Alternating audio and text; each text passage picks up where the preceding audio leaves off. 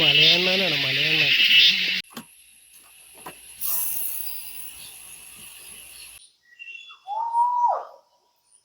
നല്ല ശാന്തമായ ഒരു ഏരിയ.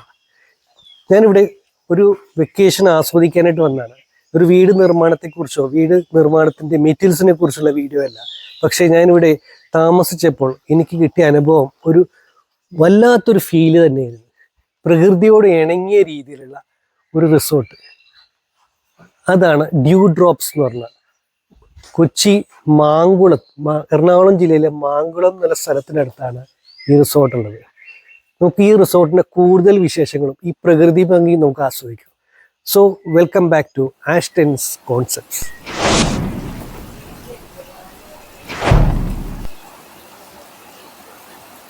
നല്ല മഴ ആസ്വദിച്ചുകൊണ്ടാണ് ഞങ്ങൾ ഈ റിസോർട്ടിലേക്ക് കയറി വന്നത്.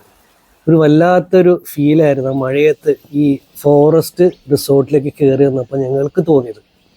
അപ്പോൾ ഇതിലെ റൂം കാറ്റഗറി എന്ന് പറഞ്ഞത് പ്ലാന്റേഷൻ വ്യൂ ആണ് ഞങ്ങൾക്ക് പ്രൊവൈഡ് ചെയ്തത്. പ്ലാന്റേഷൻ വ്യൂവിൽ വരുന്ന റൂമുകൾക്ക് ഒരു ആഡംബര റിസോർട്ടിൻ്റെ ഒരു ഫീലിംഗ് അല്ല, ഒരു സാധാരണ ഒരു റൂംസിൻ്റെ, പക്ഷെ നല്ല രീതിയിൽ അറേഞ്ച് ചെയ്തിട്ടുള്ള റൂംസുകളായിരുന്നു. ഫ്ലോറിങ് തറയോടാണ് ചെയ്തിരിക്കുന്നത്. അത് കാടിൻ്റെ അറ്റ്മോസ്ഫിയറിലായതുകൊണ്ടായിരിക്കാം തറയോട് ചെയ്തിരിക്കുന്നത്. അതിൻ്റെ റൂംസിൻ്റെ സീറ്റിങ്ങും അതിൻ്റെ ബെഡ് സ്പ്രെഡും റൂം അറേഞ്ച്മെൻറ്റ്സൊക്കെ മോശമില്ലാത്ത രീതിയിൽ ചെയ്തിട്ടുണ്ട്. ലക്ഷറി അല്ലെങ്കിലും പുറത്തേക്ക് ഇറങ്ങുമ്പോൾ ഫീലാണ്. കയറി ഇറങ്ങുമ്പോൾ തന്നെ കാണുന്നത് വലിയൊരു ഫോറസ്റ്റ്, ഒരു റെയിൻ ഫോറസ്റ്റിൻ്റെ ഫീലിങ്ങിലേക്കാണ് പുറത്തേക്ക് ഇറങ്ങുമ്പോൾ നമുക്ക് ഫീലിംഗ് കിട്ടുന്നത്. നല്ലൊരു അന്തരീക്ഷം. മഴ കൊണ്ട് കയറിയപ്പോഴൊരു ഫീല് വേറെ ആയിരുന്നു.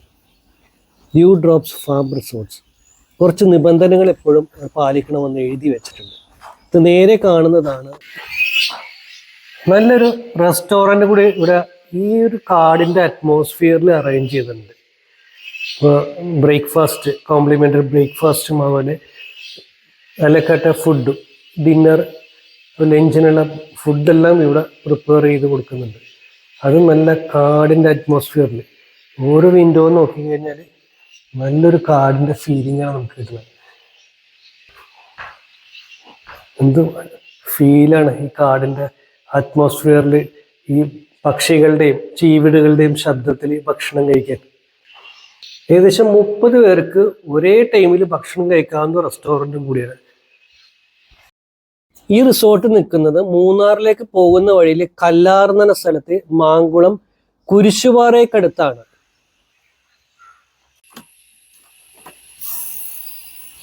ഈ റിസോർട്ട് നിലനിൽക്കുന്നത് 370 ഏക്കറിലാണ്.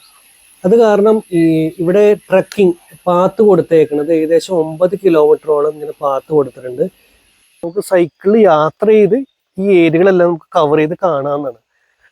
ഒരു നല്ലൊരു ഫീലിംഗ് ആണ്. നമ്മുടെ കുട്ടികളായിട്ട് ഫാമിലി ആയിട്ടൊക്കെ വരാൻ നേരത്ത് നമുക്ക് കുട്ടികളും മൊബൈലിൽ നിന്നും ഒരു മാറി നിൽക്കാനായിട്ട്, അതിൽ ഇവിടെ റേഞ്ച് ഇല്ലാത്ത കാരണം ഒരു 1-2 ദിവസം ഈ മറ്റുള്ള തിരക്കിൽ നിന്നും മാറി നമുക്ക് പ്രകൃതിയോട് ചേർന്ന് പ്രകൃതിയെ സ്നേഹിച്ചും ആസ്വദിച്ചും നമുക്കിവിടെ കഴിയാവുന്നതാണ് ഈ പ്രത്യേകത. ഒരു ആഡംബര റിസോർട്ടിൻ്റെ ഒരു ഫീലല്ല, പക്ഷേ നേച്ചറിനോട് ചേർന്ന് നിൽക്കുന്ന രീതിയിലാണ് ഇവരിവിടെ അറേഞ്ച് ചെയ്തിരിക്കുന്നത്. ഒരു വല്ലാത്തൊരു ഫീലാണ്. അത് പറഞ്ഞറിയിക്കുന്നതിലും കാലം നമുക്കതൊരു അനുഭവിച്ച് ചെയ്യാൻ നേരത്താണ് ഒരു ഫീല് വരുന്നത്. ചെറിയൊരു തടം ഇവിടെ തന്നെ നമുക്ക് ഫിഷിങ് ചെയ്യാവുന്നതാണ്. ഫിഷിങ് ചെയ്യാൻ നേരത്തെ അതിൽ നിന്നുള്ള മീനുകൾ, വലുപ്പമുള്ള മീനൊക്കെ ആണെങ്കിൽ ഇവിടെ കൊടുത്തു കഴിഞ്ഞാൽ ഇവരതിനെ പ്രിപ്പയർ ചെയ്ത് നമുക്ക് തന്നെ തരാവുന്നതാണ്. ഇവിടെ വരുമ്പോൾ ശ്രദ്ധിക്കേണ്ടത് വളരെ ശാന്തമായിട്ടിരിക്കണം.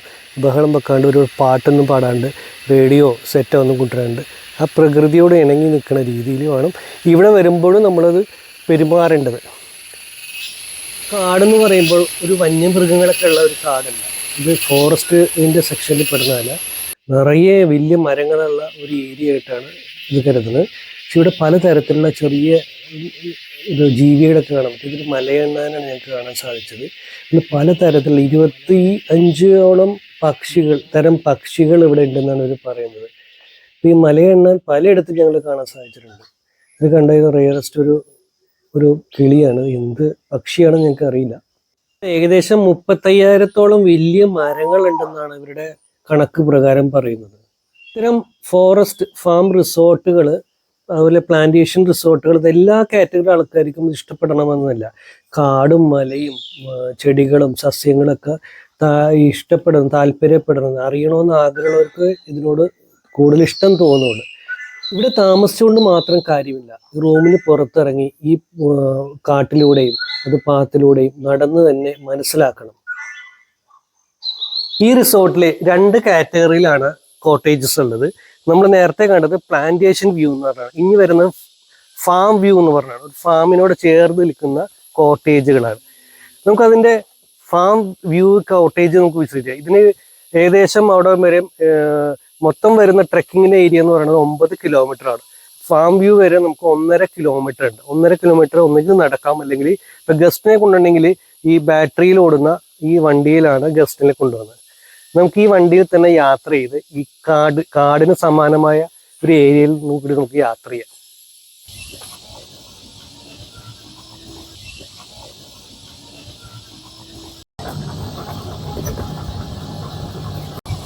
ഫാം വ്യൂ കോട്ടേജിനേക്കാളും കൂടുതൽ ഞങ്ങൾക്ക് ഇഷ്ടപ്പെട്ടത് പ്ലാന്റേഷൻ വ്യൂ ആയിരുന്നു ഞങ്ങൾ താമസിച്ചത്. അത് കാരണം കൂടുതൽ അറിയാനായിട്ട് താല്പര്യപ്പെട്ടില്ല. ഇതെല്ലാം ഇത് ഏത് തരത്തിലുള്ള ബ്രീഡാണിത്?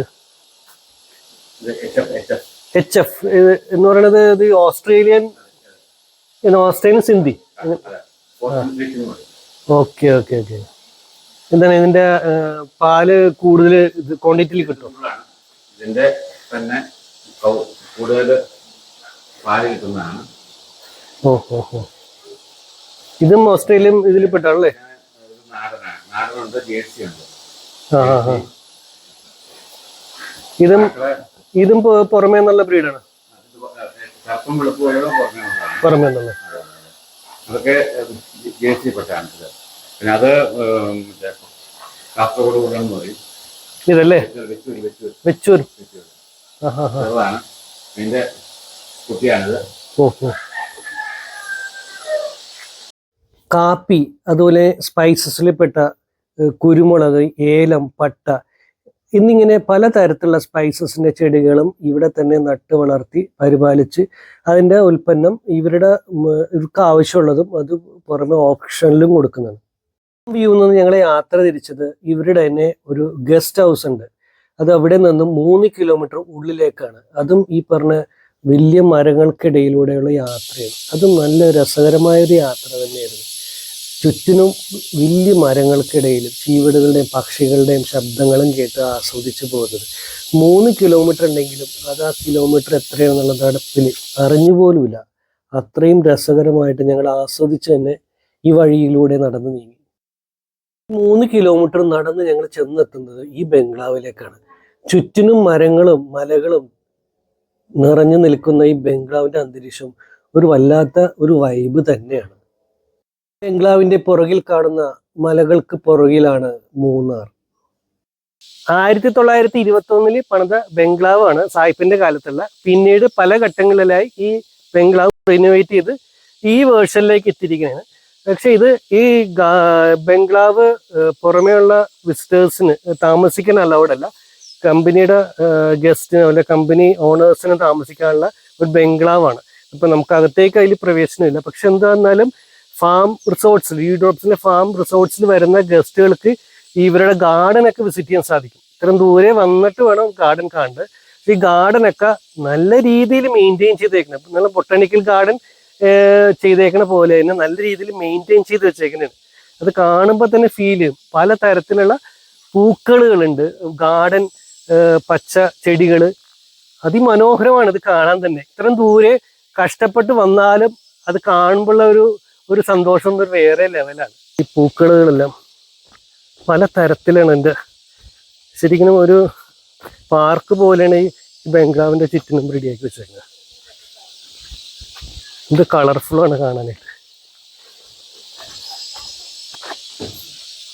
പഴയ കരിങ്കല്ല് വെച്ച് പണിത ഒരു ബംഗ്ലാവാണ്. പിന്നീട് കുറച്ച് മാറ്റങ്ങളൊക്കെ വരുത്തിയിട്ടുണ്ട്, ഓൾട്ടറേഷൻ വരുത്തിയിട്ടുണ്ട്. ഒരു കേരള ശൈലിയുള്ള ഒരു ചാരുപിടിയൊക്കെ വെച്ച് പിന്നീട് വന്ന ചേഞ്ചസുകളാണ്. ഇതിൽ കമ്പനിയുടെ ഗസ്റ്റിനും ഓണേഴ്സിനും മാത്രമാണ് താമസിക്കാൻ അലൗഡുള്ളൂ. ബാക്കിയുള്ളവർക്ക് ഇതിൻ്റെ സറൗണ്ടിങ്സും കാര്യങ്ങളൊക്കെ കാണാനായിട്ട് സാധിക്കുന്നതാണ്. എന്ത് മനോഹരമായിട്ടാണ് ഗാർഡനൊക്കെ ചെയ്ത് വെച്ചേക്കുന്നത്.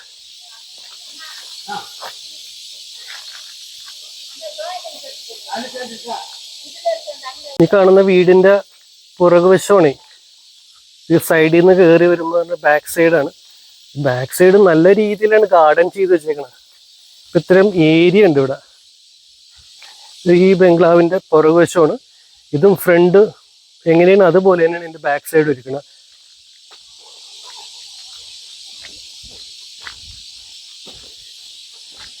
ഇവിടെ നല്ല രീതിയിൽ ഗാർഡൻ ചെയ്തേക്കുന്നത്. ഒരു വാക്ക് വേ എല്ലാം സെറ്റ് ചെയ്തിട്ടുണ്ട്.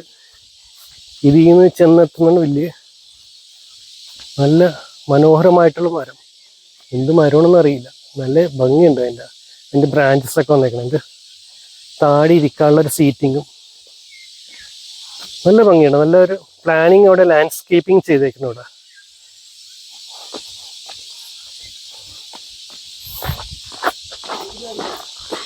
പിന്നെ കോബിൾ സ്റ്റോൺസ് വെച്ചിട്ട് സ്റ്റെപ്സും അതുപോലെ പാത്ത് വേ ഒക്കെ സെറ്റ് ചെയ്ത്. ഇവിടെ എപ്പോഴും ഗസ്റ്റുകളും അങ്ങനെ ഒരു വിസിറ്റിംഗ് വരാറില്ല, എന്നാലും ഇവർ മെയിൻറ്റെയിൻ ചെയ്ത് വെച്ചേക്കണേണ്.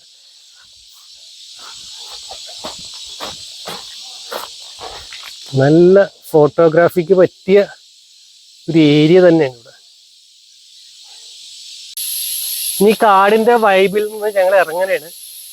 അതിമനോഹരമായ, അതായത് ഇപ്പൊ ചീവീടുകളുടെ ശബ്ദവും അതുപോലെ പക്ഷികളുടെ ശബ്ദവും നിറഞ്ഞ ഇത് ഈ farm resort, dew drops farm റിസോർട്ട്സിൽ നിന്ന് ഇറങ്ങാനാണ്. ഈ വീഡിയോ നിങ്ങൾക്ക് ഇഷ്ടപ്പെട്ടെങ്കിൽ തീർച്ചയായിട്ടും ലൈക്കും ഷെയറും കമന്റും ചെയ്യുക. മറ്റൊരു വീഡിയോയുടെ വിശേഷങ്ങളുമായി വീണ്ടും വരാം. ബൈ.